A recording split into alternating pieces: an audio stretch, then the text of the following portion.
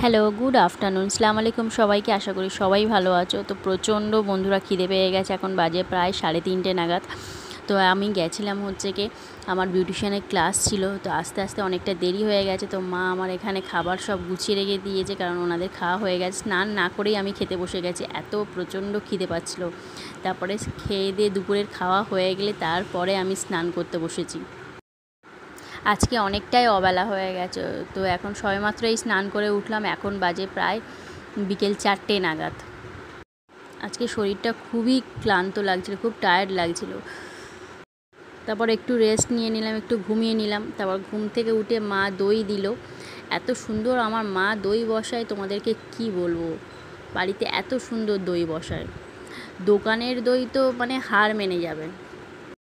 তো আমার মা বেশিরভাগ টক দই বসায়, খুব সুন্দর বসায়, একদম পারফেক্ট দই। তো মাকে আমি আজকে বললাম যে মা আমি আজকে মানে চিনি দিয়ে খাবো। তো চলো টাটা, আমি দইটা এনজয় করি। আর সবাই ভালো থাকো, সুস্থ থাকো, টাটা।